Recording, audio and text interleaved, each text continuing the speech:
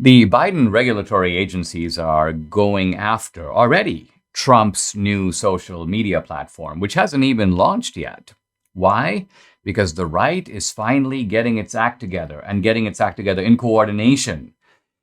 Truth Social, Rumble, Locals, it's going to be a formidable combination. The entertainment continues in the Jussie Smollett trial. I'm going to talk about Jussie and the joys of victimhood. Former Congressman Steve King will join me. We're going to talk about how he became a supreme target of the left. And I'll continue my analysis of tyranny in Shakespeare's Julius Caesar. This is the Dinesh D'Souza podcast.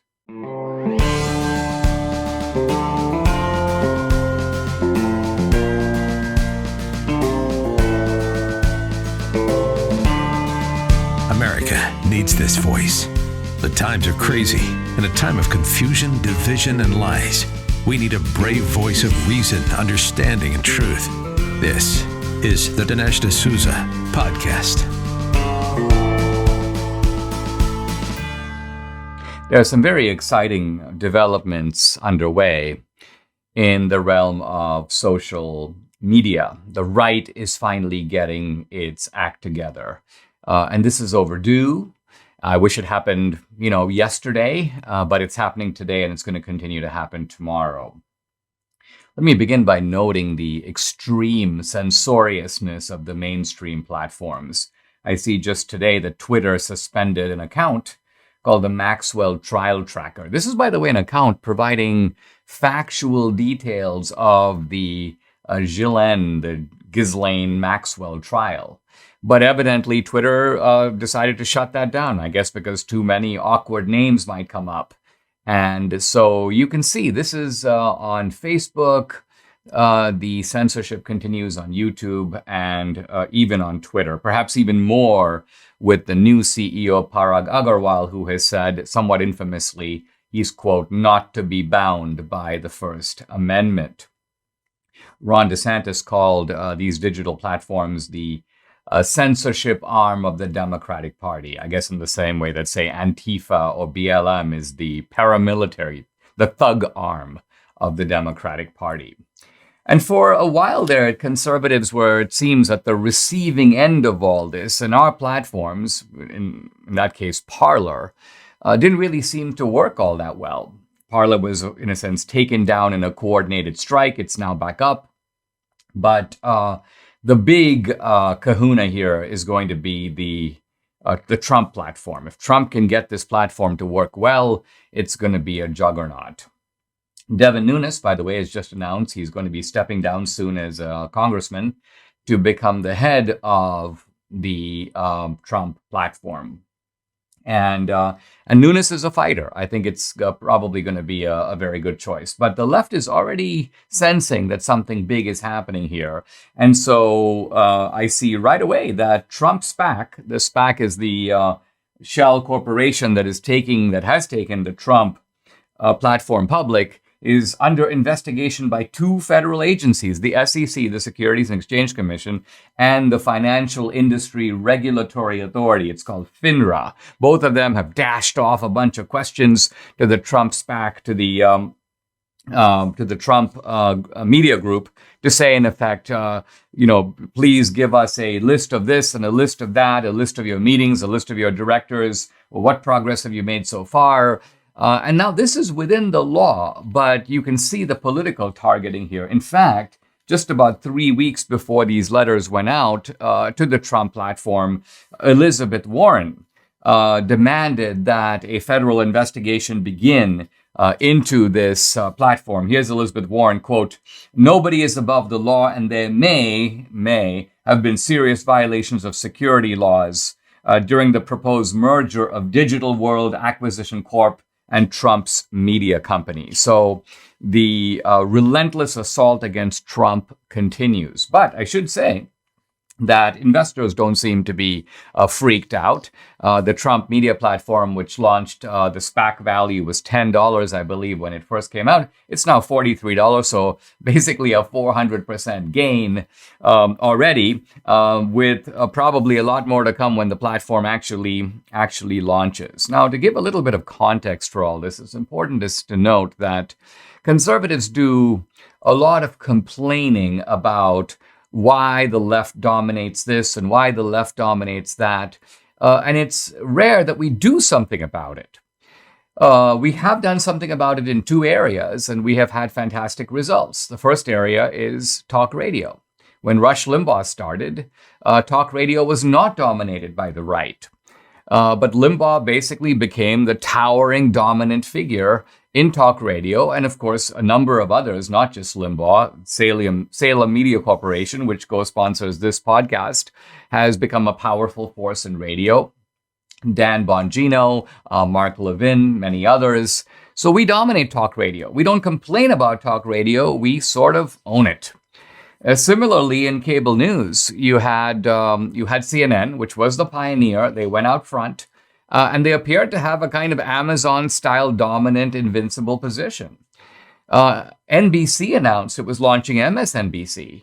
So you have a huge network getting behind another cable channel, and it looked like conservatives couldn't possibly compete in that kind of space. But fortunately, through the combination of Roger Ailes, the creativity of Roger Ailes, and the entrepreneurship and the money of Rupert Murdoch, we got Fox News Channel. And now you can say our side dominates cable news. Now, we don't dominate media, not by a long shot, but in the cable space, Fox News Channel has as many viewers, I believe, as CNN and MSNBC put together, with some to spare. So this shows that we can compete in the marketplace, but we haven't been competing in the digital platform marketplace, at least not at the same level.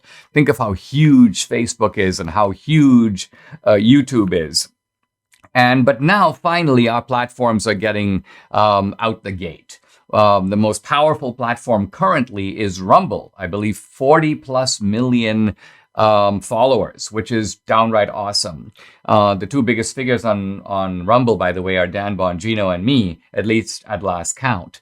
And Rumble is huge. Getter is getting bigger and growing fast. Parler is back. There are other platforms which I'll mention in the next segment. So I'm delighted to say that we are not just complaining about tech supremacy and the evils of big tech, which we should complain about, but we're also building alternatives, which I think have the potential long term to be even bigger than those mainstream platforms are now. Debbie and I are in our throes of our Christmas shopping, and we're kind of trying to get everybody what we have on our list for them. But here's a great idea that you can't go wrong with: MyPillow. Now, all of you know that MyPillow doesn't have their normal box stores or shopping channels. They've been victims of cancel culture. So Mike Lindell says, look, I'll take those savings, the money I would normally pay to the box stores and shopping channels, I'm going to pass it straight to the customer. And that means you. You can get the lowest price in the history of MyPillow for the classic standard MyPillow, normally $69.98, but now $19.98 with promo code Dinesh. These pillows won't go flat. You can wash and dry them as often as you want. They maintain their shape. They're made in the USA.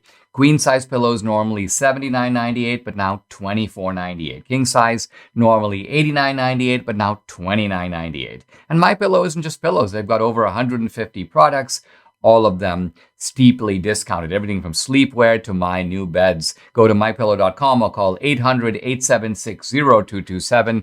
Use promo code Dinesh to take advantage of Mike's special offers on the pillows and also on the other products. That number again, 800-876-0227, or go to mypillow.com. Make sure to use promo code DINESH Dinesh. Guys, let's get ready to rumble. You remember that phrase out of boxing, let's get ready to rumble. Well, in this case, I'm talking about the video platform Rumble. and also more broadly about the coordinated strategy that is now emerging on the right. Let's remember the left coordinates. You see the ways in which they coordinated to go after Parler, but they also coordinate to build an infrastructure that they can then use, play off each other. They coordinate with censorship, for example. Well, the free speech platforms need to coordinate as well, and that's starting to happen. Let me talk a little bit about Rumble. Interestingly, Rumble wasn't started as something, cooked up by our side. Chris Pavlovski, the CEO, the founder of Rumble, is a Canadian guy. And he noticed that Google, in setting up its monetization schemes, was prioritizing the so-called big content creators, people with millions of followers. Google could easily monetize them. And Chris Pavlovski said, you know what? There's not a good platform that allows smaller content creators to monetize. Artists, people who teach you to play the guitar, people like that. So Rumble was created for the small content creator. Then, when these big tech companies began to practice sort of vigorous censorship, big conservatives began to move over to Rumble. In fact, I was invited by Rumble to come join, and I did early, and have built a big platform on Rumble. If you don't follow me on Rumble, please go to Rumble and subscribe to my channel. It's a good way for you to support my work. And also, by the way, Rumble has acquired Locals, which is also a creator content channel. And check me out at Locals. I'm at dinesh.locals.com. I remember having a conversation early on with Chris Pavlovski about free speech. And he made a sardonic comment to me. He goes, hey, Dinesh, I knew you Americans were fighting about the Second Amendment. I didn't realize that you were fighting also about the First. And I think what he meant is that, look, there's maybe a reasonable debate to be had. This is kind of the Canadian point of view. Maybe a reasonable debate to be had about guns, Dinesh, but why are we arguing about free speech? Don't we all agree in the West that free speech is a good idea? So then I knew that Chris Pavlovski is a good guy on the free speech issue. And so Debbie and I have sort of allied with him and allied with Rumble. We've even invested some money in Rumble because we want to help build up these platforms, build up these alternatives. Now, Rumble recently is, like the Trump platform, gone public. They've gone public through a Wall Street group called Cantor Fitzgerald, a very sophisticated investment company. And the beautiful update is that Rumble, which is now allied with Locals, is coordinating with the Trump platform. They're going to work together. And what that means is that the Trump platform is going to be using the infrastructure of Rumble. And this is great because you don't want the Trump platform to be dependent upon the left. If it's dependent upon big tech, if it's dependent upon the Amazon servers and the Google search engines and the Google advertising consortium, then those guys would be able to wound, if not take down, undermine the Trump platform. So our technology has got to be independent of their side. And it looks like we realize that and we're starting to build it on our side. Now, the Trump platform is already worth $1 billion. Rumble, I'm happy to say, now has $400 million of cash and is valued over $2 billion. The reason this is important is because if you look at the monetization, if you look at the market value of YouTube and Facebook, they are gigantic. They're astronomical. They rival the gross domestic product of countries. And so you can't compete with somebody who's operating in the multi-billion, trillion-dollar realm and do that when you have, I got $4 million. No, you need to compete by hiring the best tech people. You need to upgrade the features on the platform. It looks like Trump realized that. Certainly Rumble realizes that. And so we're beginning to get in the game. We're still a long way behind, but we're beginning to do that. Now, I was a little disturbed. Debbie actually showed this to me. At a kind of diatribe from our own side against Rumble and against Trump. The Trump platform this is from Mr. Torba, Andrew Torba, the CEO of Gab. And Andrew Torba is a good guy, by the way. I had him on the podcast several weeks ago. He's a Christian guy. He set up this platform. It's a good platform. I'm on Gab, and I want you to join Gab. I think Gab is a worthwhile platform. But he says in this comment, he says, quote, "It's being reported that a gang of grifters around President Trump raised $1 billion from a bunch of satanic hedge funds. Wow. And then he goes, this is a product with no public product, no users, and no revenue. And he goes on to say, the second big alternative grift story comes from the anti-free speech Canadian video company Rumble. And he goes on to say that Rumble bans hate speech and bans anti-Semitism. And he goes, quote, Gab is the only true free speech platform on the internet. So I just want to address these points because they seem to me wrong-headed. First of all, it is true the Trump platform hasn't launched, but it does have a huge asset.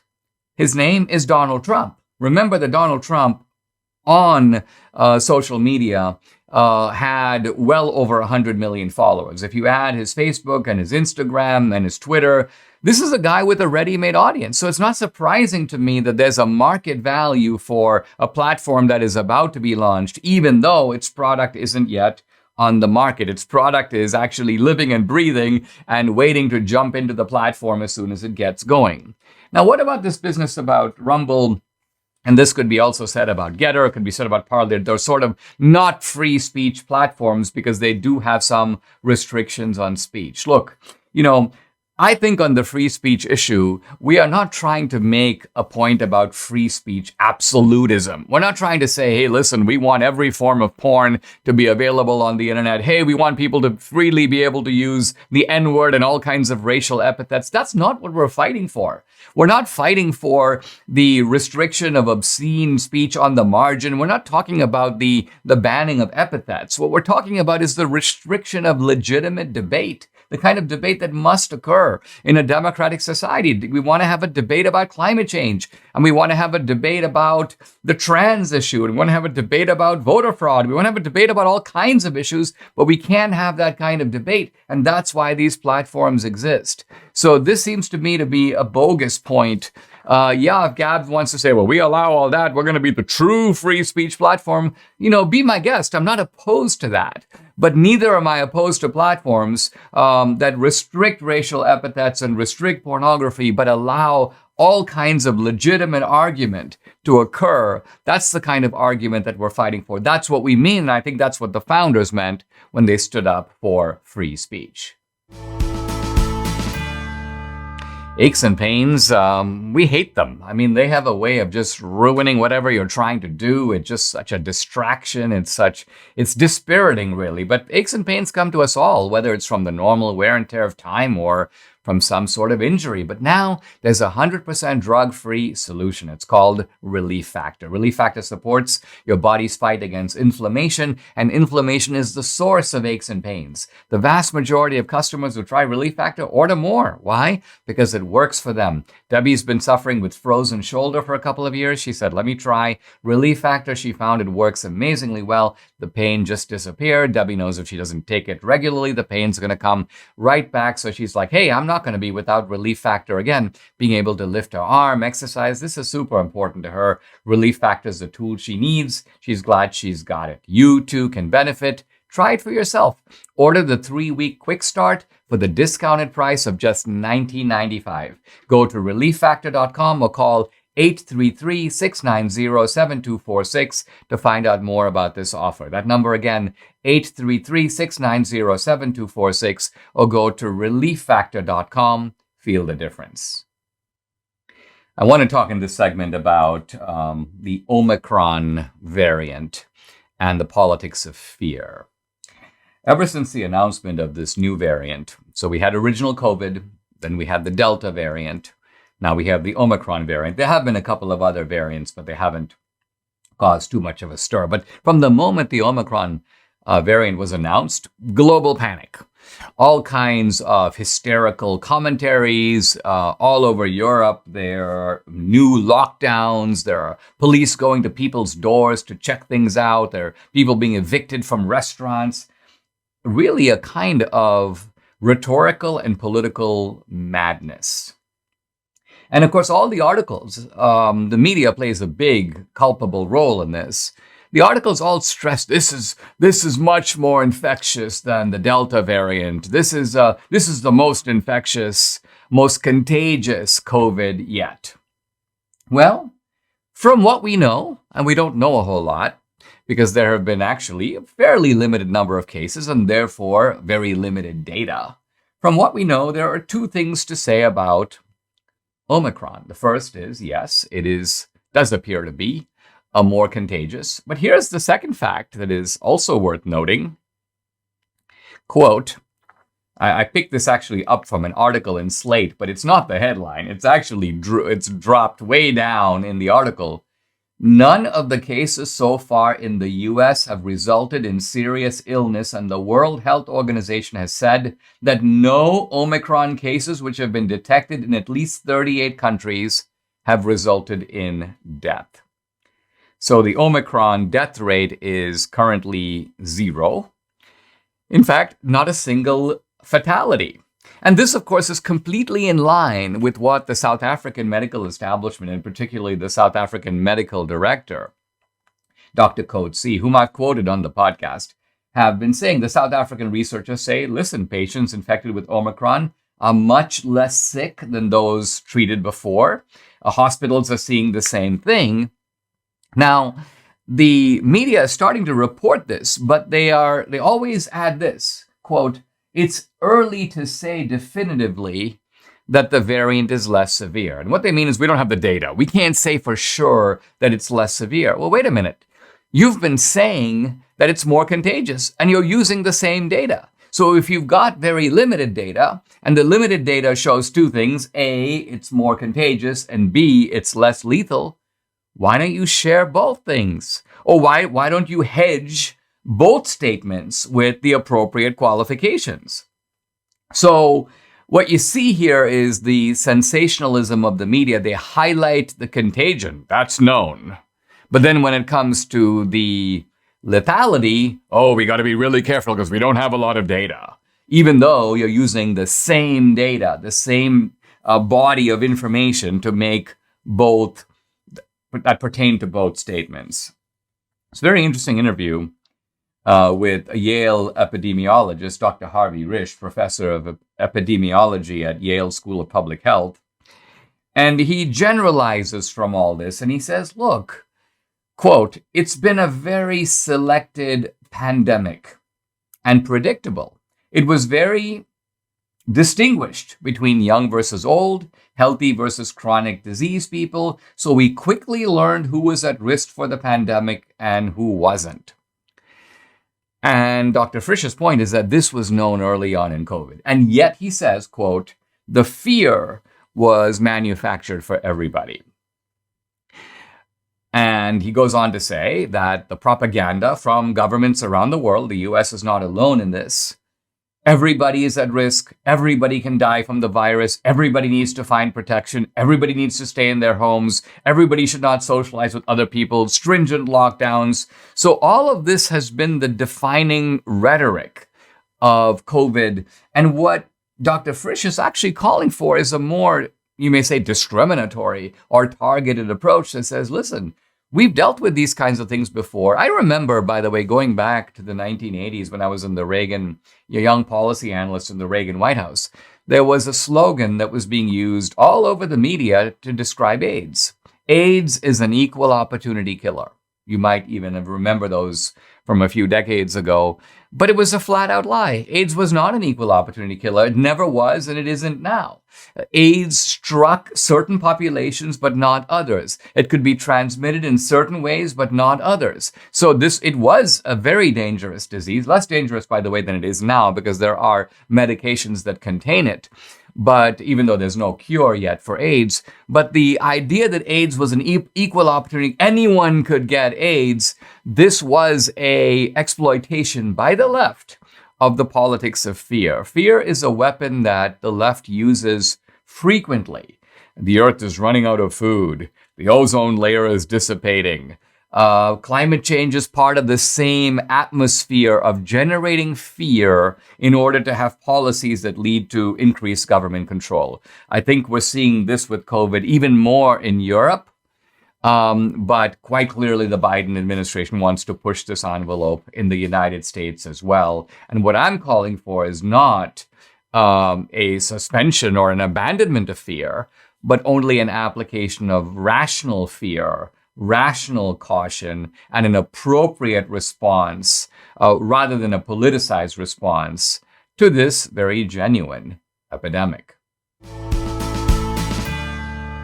How did you choose which internet service provider to use? Well, the sad thing is most of us have very little choice because service providers operate like monopolies in the regions that they serve. They use this monopoly power to take advantage of customers. Data caps, streaming throttles, the list goes on. But worst of all, many of these service providers log your internet activity and sell that data to other big tech companies or advertisers. Now, to prevent service providers from seeing my internet activity, I protect all of my devices with ExpressVPN. ExpressVPN keeps all your information secure by encrypting 100% of your data with the most powerful encryption available. Most of the time, I don't even realize I have ExpressVPN on. It runs seamlessly in the background. It's so easy to use. All you do is tap one button, boom, and you're protected. ExpressVPN is available on all your devices, so stop handing over your personal data to service providers and other tech giants who mine your activity and sell off your information. Visit my exclusive link,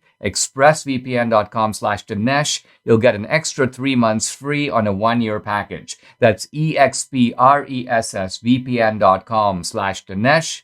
expressvpn.com/Dinesh. The Jussie Smollett trial now goes to the jury. And I will be absolutely shocked if this guy isn't convicted.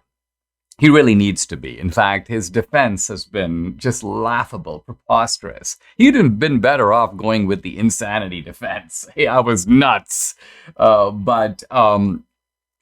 went back and looked at some of the comments that people made. People like Kamala Harris, who called this a modern-day lynching. Nancy Pelosi, Eric Swalwell, all of them were right on the Jussie bandwagon. And here's a very and kind of illuminating tweet by Joy Reid. Quote, "Nooses never really disappeared as messages of a very specific kind of terror. But every time they're used, my God, it's chilling. Praying for Jussie's full recovery." Now, it's very easy to sort of chuckle at this in retrospect. But I also want to capture, if you read carefully what Joy Reid is saying, it's the opposite of what she's conveying on the surface. On the surface, she conveys she's trembling with terror. Oh, the noose has this sort of talismanic historical significance. And so when she sees a noose, she is filled with real terror. But see, I think this is a fake emotion. She's not really filled with terror. It's really clear that she's exulting. She's exhilarated. She's really happy to discover this. Why? Because it confers on her, and pardon the pun, the joy of victimhood. And it's kind of like when you go to a horror movie. Notice when you go to a horror movie, you want to be scared, right? You like to be scared. You're not in actual danger yourself. And that's the point. Because you're not in actual danger, you can enjoy the entertainment of feeling these emotions of fear and terror. So this is what Joy Reid is after. She wants there to be nooses in the public discussion for the simple reason that she can then continue, even as she draws a big fat salary, even as people fawn over all over the place, she's still oppressed, and she can cash in on the benefits of oppression. Now, let's turn to Jussie's latest machinations. First of all, it's really interesting. Jussie sent all these messages using the N-word.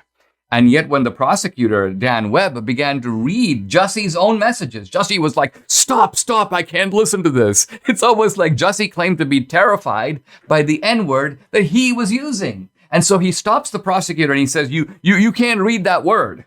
And so the prosecutor actually very cleverly says, well, okay, well, you know what? You read it. I'm going to hand you your messages and I'm going to make you read them aloud in court. Now, the reason Jussie has no defense is that not only is does the prosecution have all the goods on him. They've got the two Nigerians testifying that he paid them. They've got the cash $3,500 check. They have video of the two Nigerians buying the rope. Jussie gave them extra money to buy the rope.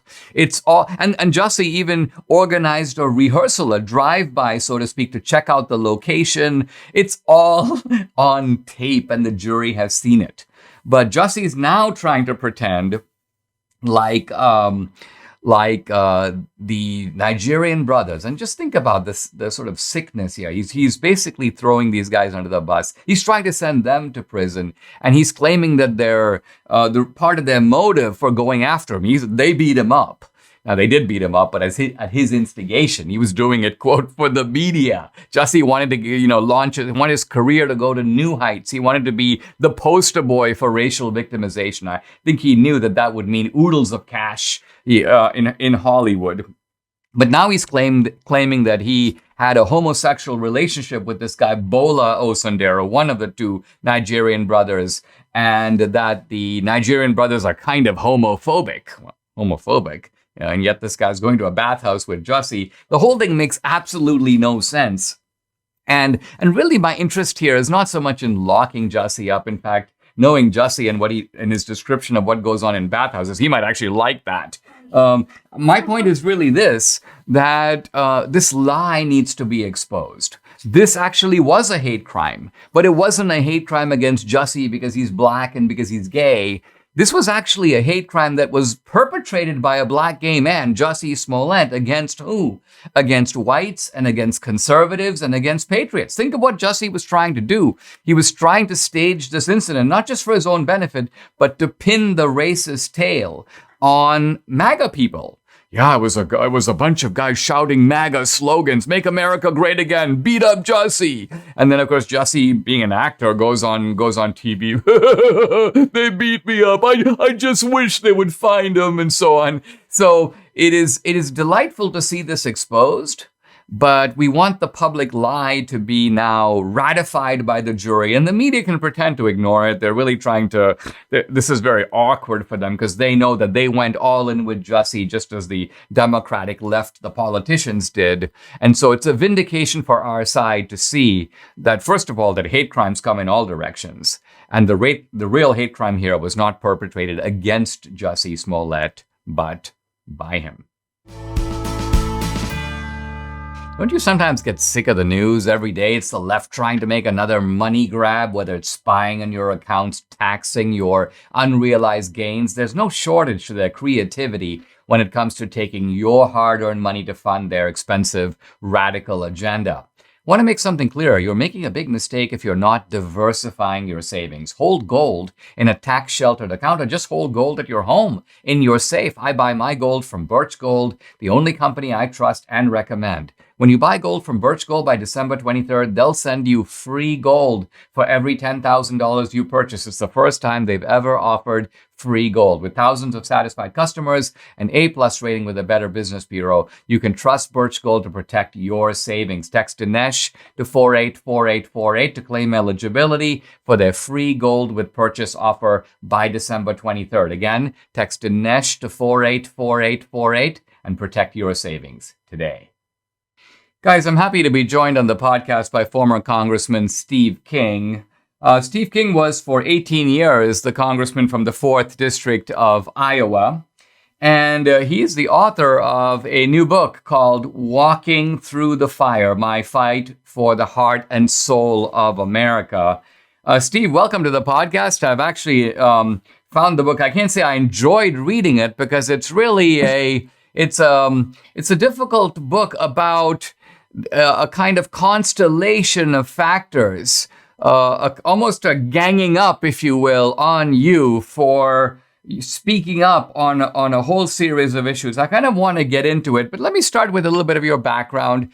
It seems like you started a construction company, you made it successful, you then ran for local office, the Iowa State Senate, and then you vaulted your way into the U.S. Congress. You were a congressman from 2003 to 2021. So the point I want to make here is, and you make this point in the book, is that you are kind of a known quantity. Your colleagues knew you as somebody who would stand up and speak your mind and fight for issues. And then you became kind of a Trumpster. And you talk a little bit about your convictions and also why you think it's important to be able to speak up. Well, yes, and I could see what they were doing to manipulate the language for a number of years. For example, people got called racist 5 and 10 years ago, and everybody didn't get called racist. Today, everybody is a racist. And I saw them bring down the language the Sunday after Trump was elected president, and Soros and company were at the Mandarin Occidental Hotel in Washington, D.C. And out of there, they planned what they were going to do to resist the Trump presidency. One of them was to implement new language to attack with. And there they launched white supremacist, white nationalist, Nazi as a language that they would use to attack anybody that didn't agree with them. And so, for example, the term white nationalist had been used virtually not at all from we did a LexisNexis back to the year 2000. But after that meeting in that hotel, it got used 10,000 times. This is the LexisNexis number. And between the middle of November and the end of that year and the following year, it went on up to 30,000 times, from virtually nothing to 30,000. That's how they weaponized the language. It's one of the things that I had seen coming for a long time. Well, I mean, let's pause for a moment to savor the irony here. You've got Soros, who, when he was a teenager, was in the company of another guy confiscating, Jewish treasures and Jewish art, doing, in a sense, work for the Nazis. And this is a known fact. Soros himself has talked about it. You also have the phenomenon, and you mentioned this in the book. You say that the Democrats were the party of slavery. They were the party of the Ku Klux Klan. Of course, I've shown this theme in my movies. So, isn't it it's a remarkable chutzpah? How does a party that is essentially committed all these crimes, and you may say patented the word racism, how does it successfully pin the racist tail on the Republican donkey? How does that occur? It's interesting you use the word chutzpah as well, Dinesh, and I think that's apropos for what we're talking about here. I was attacked because I had targeted Soros, and I had been critical of Soros. So they turned that all around on me and make me an anti-Semite into this bargain, because Soros has now cloaked himself with the shield of being Jewish, which, according to the Jews I've talked to, say he's not. So how do they turn this language is a real question. And what we see often is people from the left, well, their standard practice is to accuse the people on the other side of the aisle of doing what they are doing. And so that's what they do. And they just flood the zone. And we are just innocent and honest, and we accept things the way they are. And then we've got this squishy, moderate rhino, globalist, elitist Republicans that they just think that you can appease the left. And so I guess I'll say the ranks at the top of the hierarchy of the Republican Party, almost all of whom turn on me. They are the Neville Chamberlains of our ideology. And they're thinking appeasing the other side is somehow going to get them to quit. And I've always said, never back up, because if you do, then they'll push you again and again. They'll ratchet you against the wall, and you'll have no place to plant your back foot in order to fight. I mean, you note in the book, and I think this is quite true, that the left protects its own. I mean, I remember Ilhan Omar had made some comment that was dubbed anti-Semitic. She talked about the Benjamins, referring to the $100 bills and the Jews and the Benjamins. And of course, she had to issue a perfunctory apology. But at no point did the left think we're going to throw her off the bus. And in fact, she's kind of an influential member of the squad to this day. Now, let's follow the anatomy of the hit against you, because it looks like it always starts with the media. They do a profile, they take something that you said. So let's start with what happened to you. It seems like you had a guy from the New York Times, Trip Gabriel, who did this sort of article on you that portrayed you as a white supremacist. Talk for a moment about that. Well, yes, and we all know the New York Times and what reputation they have earned as far as their lack of honesty. And my communications fellow, John Kennedy, excellent individual. And they had been trying to open up this interview with the New York Times throughout the month earlier before I did the interview. And then I had texts come in sometime in, I'll say, early January from Trip Gabriel. The press got a hold of my cell number and passed it around. That happened. And so he texted me, and I texted him, and he wanted to do an interview. He said that his chief editor had directed him to do an article about how I had been the one who had laid out the immigration agenda, that Trump had adopted it, and how was it that I, this congressman from Iowa, was able to get my immigration agenda being utilized by the president of the United States. Well, that's kind of flattering if that's what the story was about. I knew, though, that they were going to use it to attack Trump. And I also, though, I texted him back, and that's a matter of record. And I said, I may be open in the morning about 8:30, but run this through John Kennedy. And so that morning I got up and I went into the shower. And when I came out, the phone rang at exactly 8:30. It was Trip Gabriel. And I had an email that I did not get a chance to see from John Kennedy, my communications fella, that said, don't stay away from Trip Gabriel. They're trying to trap you. It's a trap. Well, so in that little flux of time, I did a 56-minute untaped interview standing there in a towel. And he had no notes either. And so, but Kevin McCarthy insists that Trip Gabriel wouldn't make a mistake. He could type as fast as I talk and punctuate with perfection, which is, of course, what is he? You have to be, nobody can do that. It's impossible.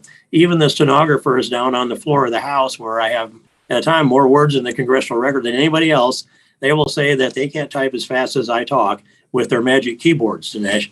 So we know that that's a lie. Let's take a pause, Steve. When we come back, I want to follow this story and follow the response to it on the part of the Republican leadership. We'll be right back. Hey, I've been hearing since I was a kid, you got to eat more fruits, you got to eat more vegetables. Well, fruits, I like most of them. Vegetables, I don't like most of them. But I know I got to eat them. And in fact, very few Americans actually eat the recommended servings of produce every day. I guess it's not so easy to prepare that much produce daily. Now, by taking Balance of Nature, you solve the problem. You give your body the nutrients it needs to increase your cells' vitality. Get the nutrition that can only be found in whole natural fruits and vegetables. Debbie and I take 10 daily servings of fruits and veggies. Take a look, all in 6 small capsules. They're absolutely no trouble swallowing, always fresh, nothing artificial. They smell great. And Debbie swears by the fiber and spice. I was finally convinced to take it. We are really liking it. Invest in your health. Invest in your life. Join me and experience the Balance of Nature difference for yourself for years to come. For a limited time, all new preferred customers get an additional 35% discount and free shipping on your first Balance of Nature order. Use discount code AMERICA. Call 800-246-8751. That's 800-246-8751, or go to balanceofnature.com and use discount code AMERICA. I'm back with former Congressman Steve King. He's author of the book Walking Through the Fire. By the way, you can go to steveking.com, find out more about the book. Steve, we were talking about this New York Times reporter, Trip Gabriel, and do you think in retrospect it's a mistake for someone like you to talk to a guy like that? Because these people are, they're snakes. You can see even from what you described that he tried to flatter you. Oh, you're the architect of the Trump immigration policy. This was probably a hit plan from the beginning. Would you say in retrospect that you made a mistake by sort of walking into the trap? Well, I would say in retrospect that time with my communications director was the shield, and I trust him. And to this day, he's a good friend, and I appreciate him. I presumed that he had given the green light, and I trusted that green light. But they were going to use something as a trigger. And the people that read the book will learn who they were going to send to President Trump to try to get President Trump to send out a negative tweet on me that would then be the trigger that launched this national barrage that they thought that they could use to force me to resign. And those are quotes. That's just an expression. So they were going to use something. And I had blocked them, preempted it at the White House. I had blocked the messenger that I anticipated they were going to use. The very next day, I had a primary opponent. And the following day, the New York Times story came out. So the sequence of events says they were going to use something, whether I did the interview or not. And by the way, Trip Gabriel said in a phone call during that moment of time, and a couple, 3 days after this came down, he said he didn't think that quote was going to be the one that did it, which tells you he knew he was assigned by his chief editor to set me up to attack me. And that was going to be the trigger that they would use to do an all-out national attack on me. And it launched the elitist Republicans immediately The Never Trumpers today unloaded on me the quickest of all, and I didn't care what the left did. I'd been fighting them for years. But when the Republican Party pulls something out like this, and by the way, I just want people to know this was not organic. This was planned, it was strategized, and it's proven in the book. So, Steve, what you're saying is that the left by itself, although the left has a lot of cultural power, they would not have been able to get you on their own. This was ultimately a strike that was an inside job, you would almost call it. And I think one interesting thing about your book and what I like about it is you don't hesitate to name names. I mean, You named the hedge fund billionaire Paul Singer, for example. This is a guy that you say was part of the architecture of the attack on you, along with many others. And you also do you think Kevin McCarthy, whom you name in the book, was Kevin McCarthy simply the weak invertebrate who gave into this, or was he part of the connivers from the beginning who wanted to get rid of you? I think he had to be one of the connivers from the beginning, Dinesh. And I put that up this way, that going into the November election in 2018, we had Steve Stivers, the chairman of the NRCC, whose only job was to get Republicans elected to the House of Representatives. He unloaded on me a week before my general election and attacked me for being racist and apparently out of sync with his woke knowledge. And that validated all the Democrat attacks on me. 3.5 hours later, his communications director unloaded on me too. And it's what they wrote was a lie, but it raised $1.5 million for my opponent just going into that. And when I went to call Stivers out in conference in front of everybody, now remember, this is when Liz Cheney had just taken the gavel to chair the conference. I had Paul Ryan and Kevin McCarthy both tried their best to talk me out of calling Stivers out in front of the other members. And they told me they didn't know anything about it. And there's no part about that I believe. So I believe that McCarthy was one of the driving forces. I'm not sure whether Ryan was a driving force, but he had to know something about what was going on at the time. And then it unfolded after that. After I was reelected, in that period of time, it was a week after the election. Remember, it was maybe 2 weeks, but it was the Wednesday before Thanksgiving. I got a heads up from a presidential campaign manager who said they're going to try again. All of this can't unfold. And then it also, in the book, you'll know that I have multiple sources from the White House that informed me that within 2 weeks of my primary election, which I lost, Kevin McCarthy was lobbying President Trump to endorse my opponent in the primary. That stuff doesn't happen unless it's a planned strategy. He wasn't reacting. Do you think, Steve, that the reason for why you? Do you think it's because you were such a firebrand? And to project forward a little bit, do you think that today people like a Lauren Boebert, a Marjorie Taylor Greene, a Matt Gaetz need to watch their back because they themselves could be vulnerable to the same kind? I mean, the left is certainly trying to attack them, and leadership appears to be nervous about them. Do you see more of the same that we could be seeing in the Republican Party now? Well, the most effective conservatives have been targeted. And by the way, I'm the only one who has been taken out of his committees by his own party other than 3 convicted felons. That's how bad this is, Dinesh. But they're targeting the effective conservatives. And so I believe that Kevin McCarthy served Marjorie Taylor Greene up to Steny Hoyer and Nancy Pelosi. I don't think it was the Democrats doing it against the will of our leader in the House. And I think also it was tacit, but Paul Gosar, same way. And I think they're setting Boebert up to do the same thing. They want to weaken them. They want to take them out because McCarthy's driving principle is he salivates at the thought of becoming Speaker of the House. And he never believed that I would vote for him as Speaker. I was one of about 5 of us that took John Boehner out of the chair because he was cutting deals with Pelosi and selling us out into the bargain of that. So he pretty well knew if Steve King's there, and I chair the Conservative Opportunity Society for 16 years, our 48 members or so that are there, I can start the conversation in any Wednesday morning, and you never know where it's going to go, but it might go to decide Kevin McCarthy should not be Speaker of the House. And I would say that here on your podcast, Kevin McCarthy does not have the character to be Speaker of the House. What you seem to be saying, and this maybe is the bottom line, and what I like about your book, as I say, is the chapter and verse of it. You don't hesitate to, I feel like I'm in the middle of all these controversies. You don't hesitate to say what you exactly said, what they described it as. So it's a kind of anatomy of how not just the left, but in this case, the Republicans too, plan their own hits. And I guess your message is that a lot of Republicans too are part of the swamp. Well, they are, and I think it's important for people to understand, and we probably can't get to the meat of this, but how it is that new members come into Congress, how they get co-opted into becoming part of the establishment. They become dependent upon leadership. Their fundraising, K Street's controlled right now by McCarthy. Committee assignments are chairs or ranking memberships, subcommittee ranking memberships, all controlled by McCarthy. And so they're afraid to stand up and defend. And I would say that one of the members whom I revere, and I'll not use his name publicly right now, sat down with me last December, a long conversation, 2.5 hours. And finally, I asked him, he's very astute on the politics of what goes on, and a veteran member. I said, what should I have done differently?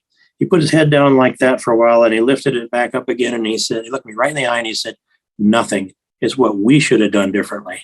And that tells me that leadership has to be called out when they let their own members or push their own members out of there. What they did is they denied the Iowans in the 4th Congressional District the choice of who was going to represent them. And that carried out all the way through the primary in some of the ways that I've described here and many of the ways that I've described in the book. But Dinesh, I want to say that I'm not sour grapes here. Maybe it sounds like that from the tone of this interview. My book isn't sour grapes. It is facts, it's chronological, and it's got endnotes on it that show you that. And there's a couple of uplifting stories in there too. The one about the Tanzanian miracle kids that I thank God I had the privilege to being involved in that. But I wanted to make sure there was one that it could be read objectively, and the chronology is there so people can understand what was going on at the time, what people knew at the time, and the decisions that they made and the things that they did within the context of reality. And so I'd say the breadth and depth of the swamp is still stunning to me. And I still think there of a dozen or so people in there that were tied into this, one statesman of them could have stepped up and put an end to it, but none of them did.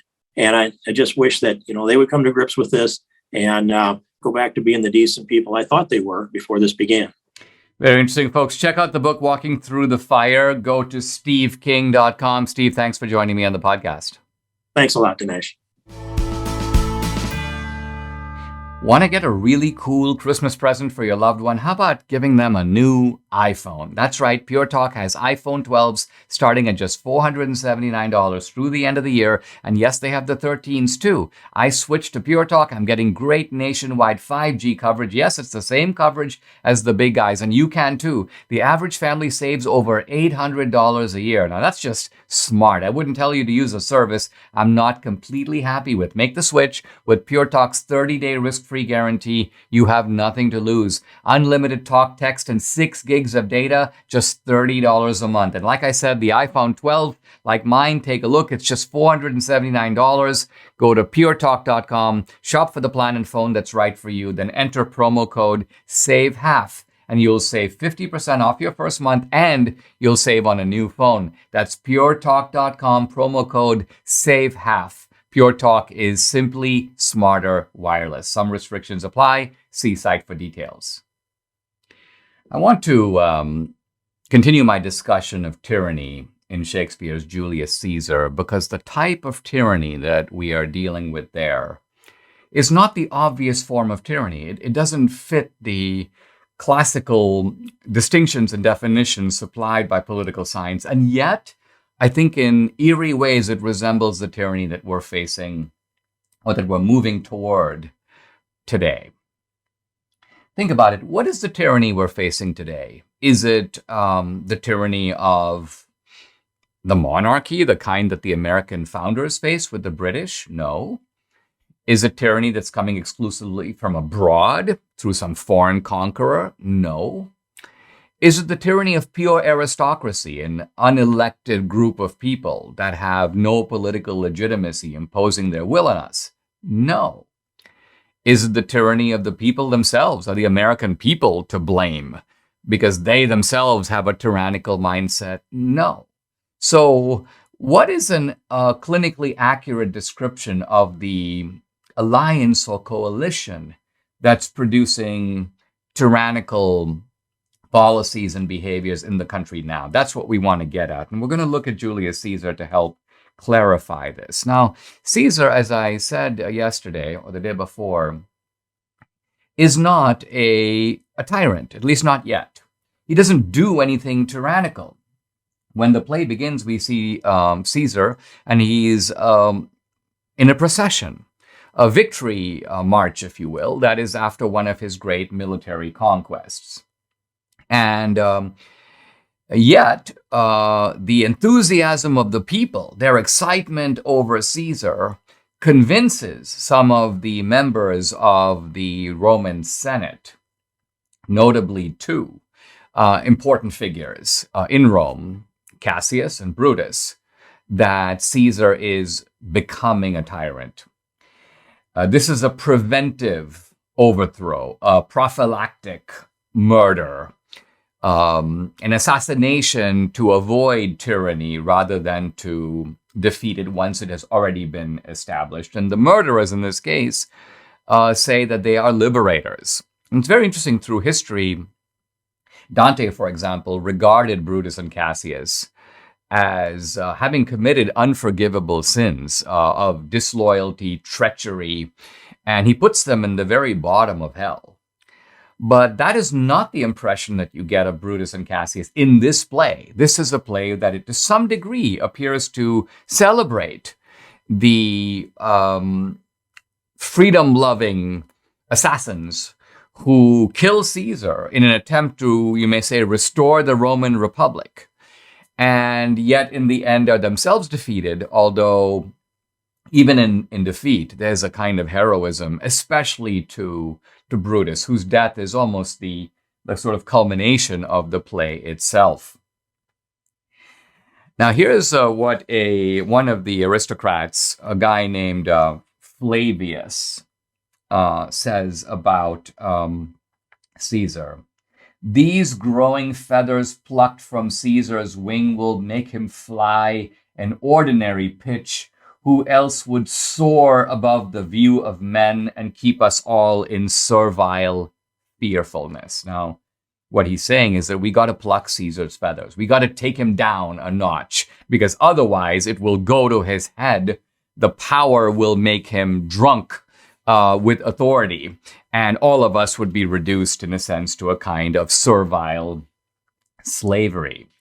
Now, as I said, although Caesar himself is not a tyrant, at no point does Shakespeare in this play imply that the threat of tyranny is not real. In fact, the threat of tyranny is realized because in the end, Brutus and Cassius are defeated. The Roman Republic is not restored. Now, Caesar is dead. It may seem that Mark Antony will be his natural successor, but no, Mark Antony is himself defeated by a third man, Octavian, who then establishes, if you will, Caesarism to be passed dynastically down from one generation to the next.